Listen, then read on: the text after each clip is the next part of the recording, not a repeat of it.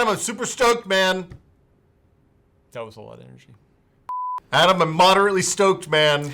Oh, for why? Because it's video card day. Again. Oh, again. Again. Yeah, again, we got another GPU. This time in front of us is the RTX 5060 Ti 16 gigabyte version. Yeah, the Ti is for titanium and the 16 gigabytes is for 16 gigabytes.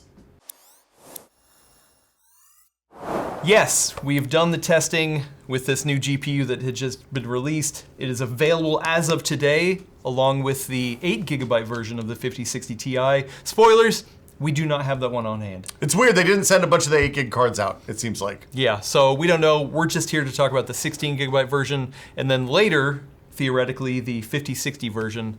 So we will try to get our hands on these other cards. But let's go over this today. We're gonna talk about taking it through the test suite in creative application.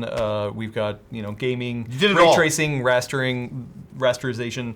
We got some power testing. We're gonna talk about price. But what's the TLDR though? Let's put this right up front. Yeah, the TLDR is it is theoretically dropped price over the MSRP of the 4060 Ti 16 gigabyte version. Okay. Theoretically, we'll talk about price later. In theory. In theory, and the performance uplift. I mean, we're seeing anywhere from 8% to like 32% performance uplift. So performance is good at a theoretical cheaper price and zero change in power draw. So okay, yeah. And it brings all the DLSS 4 stuff that's from the higher end cards into this lower end price point. Exactly. So yeah, from the top level, this 16 gigabyte version specifically seems to be not too bad, if you can get it at the right price. So the model we have specifically was sent to us by Nvidia. This is the PNY GeForce RTX 5060 Ti 16 gigabyte version. On the box, it says stealth mode. That's not necessarily the actual model name, but that's the one that we have in today. And that means no lights, no fancy RGB, nothing like that. Yeah, stealth mode seems to mean that it's, just real cool, quiet, no lights. Okay. Just a simple design. I do like it. Matte finish. Matte finish, just under a 2-slot card. I like that it's simple, but not too simple. Like it does have a design language to it. And it has a nice big cooler that has the flow-through design on the back. So it was relatively quiet. The thing that's noteworthy to me about the cards in this price range, even from Nvidia, is that they still use the old 8-pin PCI Express power connector Which makes sense. Controversial 12-volt high power. Yeah, well, I mean, it makes sense at this power draw. So, the only thing I will note is that the 8-pin PCIe power was really close to the slot cover. I've never seen it that close to the slot cover. Do you think it would have trouble reaching in a case? I know you tested open air. Maybe. I guess it depends on how big your case is and how long your cable is, but it's something to at least consider if you're looking at this PNY version specifically. So what'd you compare it to, Adam? So I compared it specifically to a 4060 Ti 16 gigabyte version. Okay. To keep that generational increase Apples in to mind. apples. I have a step up 5070 to compare it there to see what the next step up is. And then on the AMD side, I went with a 7700 XT, mainly because that was a good match for the 4060 Ti 16 gigabyte version. In terms of price or performance, or both? In both, yeah. Okay. It kind of traded blows, and it came in a little lower of a price. This actually does now, MSRP, come in a little bit of a higher price compared to the new 5060 Ti 16 gigabyte version. So yeah, I guess we will see how that performs. So Adam, what does your test bench look like for this video card roundup? So it's the same exact bench I've been using since about December. Say no more. Yeah, if you want to go look at the details, look down in the description. But at the heart of it is a Ryzen 9 7950X3D part. Okay. So one of the best CPUs that you can get out there. And then I ran through all these on the open air test bench, kind of doing my testing. So same kind of stuff. If you want to go look at the details, look down in the description. But let's start off with AI, specifically Procyon AI text generation. The uplift we're seeing here, it's about 20% in Phi 3.5, about 30% in Llama 3.1. That's not. This is from 4060 Ti to 5060 Ti. Exactly. Yeah. And the interesting thing here is AMD cards kind of suffer here because of the lack of tensor cores, I assume. So what about video editing? Something near and dear to my heart. Yeah. This is Premiere Pro as tested with Puget Bench, and we're seeing an increase from the 4060 Ti to the 5060 Ti of 18%, which is very healthy. Yeah. And it went from kind of being neck and neck with that 7700 XT to definitely being a nice big leap over that. But you're here for games. You're probably here for games. So we're going to get into the gaming benchmarks now. That was just kind of a quick warm-up. Yeah. And I tested 3 different ways. I do have some test benches in here that are looking just at rasterization, some that are looking at just ray tracing, and then some that are looking at ray tracing and upscaling. Okay. So, we're going to kind of go through that. I will say all this was tested at 1080p because, for the most part, I would call this a 1080p card. There are probably others who are going to have 1440p testing, but I think that's a nice to have at this level, not a necessity. So I with the limited time I have, I just focused on 1080p. So first up is Call of Duty Black Ops 6. So this is 1080p with the extreme preset, no RT, no frame gen, but it does have upscale at 2 times, meaning it's actually rendering at 540p.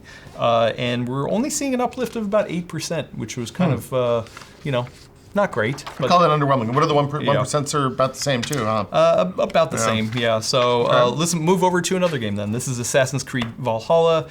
This is actually at pure 1080p, no upscaling, ultra high preset, so the highest preset they have. And we're actually seeing a 14% jump here, and it finally falls in line with the 7700 XT that we see on this benchmark chart. So, okay, they're catching up. This looks like memory bus increase, right? Yeah, maybe. Yeah. I don't know. And then for next up, we have Shadow of the Tomb Raider at 1080p, highest preset, but no ray tracing, no upscaling. So these are farm-to-table pixels that we're getting here. And it was actually a 22% increase. Pretty good jump from the 4060 Ti to the 5060 Ti. For benchmarks that don't feature frame generation, this is maybe the best uplift we've seen generation to generation on any of these 5 series cards. Yeah, maybe. Well, we've got one more that doesn't feature ray tracing. This is Tom Clancy's Rainbow Six Siege, 1080p with a very high preset, but at 100% scale, because if you don't know, if you go in and set one of the presets, it actually defaults to a 50% render scale. So I brought it all the way up to 100%, meaning this is true 1080p. And here, we are seeing a 32% increase, getting all the way up to, just shy of 300 frames per second. That's a lot of frames per second. That's I think I could win games with that many frames. Yeah, to be honest, I did not expect to see those big jumps in pure raster. It depended on the game. Some of it was only about 8%, but all the way up to 32%. It's interesting because when you get above a certain point, then the bottlenecks start to shift around a little bit sometimes in games, and it varies on a game by game basis. So. Could be the bus width being only under 128, could be the actual rendering performance. Either way, none of those games exhibited running into VRAM limitations. I mean, 16 gigabytes is plenty at this level. So now let's look at kind of ray tracing a little bit on the lighter side. So first up is F1 2024. This is 1080p with the ultra high preset, which does have a little bit of light ray tracing, but there's no upscaling, no frame gen. And we're seeing a 16% uplift. That's not too bad. Yeah. And once again, finally catching up and a little exceeding the 7700 XT, which surprisingly did that well even with ray tracing involved. Typically, the AMD card doesn't hold up as much. Just to be, the ray tracing in F1 2024 is really light. It's basically shiny surfaces on the cars. Exactly. Yeah. The next one is also kind of a more console level implementation of ray tracing. This is Returnal. This is a pure 1080p with the Epic preset. RT is on, but once again, it is very light implementation. And we see about 19%. So these are all respectable numbers. Same thing we're getting, which I will say Returnal can stress a GPU very hardcore, especially on the VRAM. So I would be curious to see how the 8 gig does in a test like this. Maybe we'll get to that later. Next up, let's get into a little bit more heavy of ray tracing. This one, we all know favors Nvidia anyway. This is Black Myth Wukong, so I am not surprised by the poor performance of the AMD card, but the generational uplift is about 22%. So once again, in line with kind of the other uplift that we're seeing. And you're hitting, the thing to note here is you're hitting numbers that are actually fast enough that you can turn on the frame gen and see an appreciable benefit. I don't think Wukong actually does frame gen. It does, but I did not have it on. Right. But I did have upscaling on for this. But the fact that you're running at 60 frames a second means it's an option. You can get that to 100 or 120 probably when you flip on frame gen. Exactly. Yeah. Yeah. So next up is kind of a suite of Cyberpunk. I love as I like Cyberpunk. to put it, because Cyberpunk is a really good way to test GPU performance, mainly because it is like one of the best games out there that can kind of push all the bells and whistles. But I actually ran it in multiple different ways because it is kind of interesting to see how it performs in different Raster, scenarios. ray tracing, and then all the DLSS stuff turned on. Yeah, so the first one is pure raster. So this is the ultra preset, 1080p, no upscaling, no RT, no frame gen. This is just pure raster. And we are seeing a 32% jump generationally, which I had to double check my numbers because this seems like a very large jump, but man, that is really nice. And once again, finally matches and exceeds just a little bit that 7700 XT. So yeah, I'm happy with this. Yeah, I mean, that's a remarkable uplift. Yeah, but now let's turn on path tracing. So this is the 1080p with the RT overdrive preset. So this is full path tracing, which is going to be very, very intense on a card at this caliber. But I did rely on a little bit of upscale. So this is using upscale 1.7 times. So that's like whatever the equivalent quality mode. Yeah. So Quality mode. yeah, Okay. so DLSS quality, FSR quality, but no frame gen. And here, we're not seeing as big of an uplift, about 14%, but this does get us, like just under that magic 60 frames per second. For full path tracing at 1080p with, just a slight bit of upscaling, this is nice. I mean, again, it's fast enough that you can flip on frame gen. Yeah, well, let's do that. So flipping on frame gen, I have two things here. All of these are listed out at frame gen ×2, except for that other one that has MFG ×4. One bar that is way bigger. Yeah, that is way bigger. So with just ×2, we're talking about 101 frames per second, and because we're using a base of 60, of just under 60, like it should theoretically feel fine, and that is also a 14% increase over the previous generation. And then of course, if you want to turn it on all the way to ×4 multi-frame gen, you're sitting around 184 frames per second. So yeah, like good performance all around. That's the the testing That's suite impressive. I did. Yeah. I wish I had more time. I wish I had my hands on an 8 gig version, to kind of see where the capacity kind of falls, on that. But for the most part, I mean, what I was seeing was like, okay, for 1080p, if you're a 1080p gamer and you play a mix of old games and new games,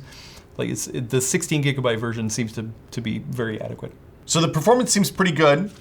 How's the power consumption? Yeah, so power is interesting because that is usually the last thing I test. So I looked at the numbers and I assumed that with its increase in performance, it's not free. They're probably having to add a little bit more power to the actual board. But under my gaming workload here, we are seeing it is turning in about the same peak, compared to the previous generation. So, just shy of 300 watts on both of these 4060 or these 60 Ti class cards, which is really nice, and way under the 7700 XT, which we knew was not going to be the most efficient card out there anyway. But yeah, so you're getting that kind of performance at essentially the same power draw. And so, yeah, and at a theoretically cheaper price, that's not bad. And to be clear, these are full system power tracking, not just, we don't just isolate the boards. Yeah, It's too challenging to do that. This is the full system, yeah. So, I mean, and the idle, it's actually a little bit lower on idle than the other GPUs, so. Okay. Yeah, I mean, all in all, once I sat down and looked at the numbers, I was like, okay, this is not bad. Then you factor in the MSRP, being $70 lower than the previous generation. I was pleasantly surprised. But what are the cards going to really cost? Yeah, so that's the hard part, right? Because we're testing, we have the actual information that we have in hand, we have the pricing that Nvidia and the board partners have said that they would like to hit. But I mean, we're recording this the day before, so we actually have no idea what street pricing is going to be like. And on top of that, with all the stuff that's going on in the world with tariffs and things like that, it's really messing with prices. So if I were to sit here and try to give any sort of value judgment, or how, oh, maybe get this instead. It's hard. Well, so I have no idea. What's the breakdown on pricing for these cards in general? The 5060 is $300? $300. The 5060 Ti 8 gig is $380. Yeah. And then the 5060 Ti 16 gig is $430. So $50 premium from 8 to 16, which I don't know. We haven't tested it, but by all accounts, it's probably worth the $50 increase. We will have to see once we do, the testing. And then to drop all the way down to that 5060, I really don't know. Like, we definitely have to test for that one. But once again, that's all based off of theoretical pricing. We have no idea. And these cards all have all the same like video encode features and stuff like that of the other 5 series cards. So it's AV1 Correct. code and all that. Yeah. That 8 gig card does not seem like, they just don't seem viable for games right now. I mean, it's hard because it really depends on what you do, right? Yeah. If you are just playing Fortnite at in 1080p at 60 frames per second and you don't really care, you can probably get away with a good situation. You can play on a Switch. Exactly. If you're playing other esports title, I don't know. Like, you can have a good experience with an 8 gig card, sure. Mm-hmm. I mean, we'll have to see, once we do the testing and stuff like that.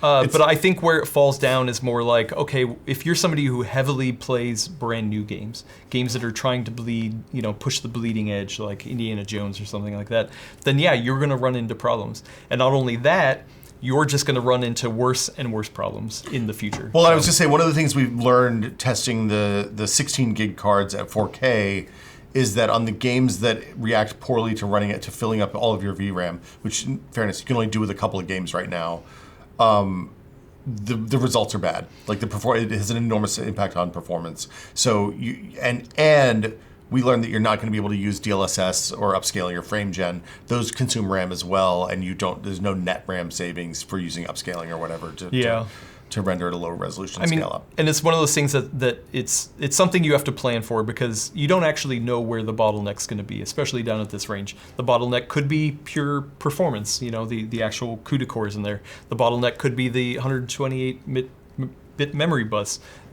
so it's not just the capacity, it could also be that thinner memory bus that you're running into. So, I think most people generally, I don't want to say this term, but future-proof themselves or try to mitigate risk if you whatever games that you're playing. Then you probably want to try to shell out a little bit more money for more VRAM.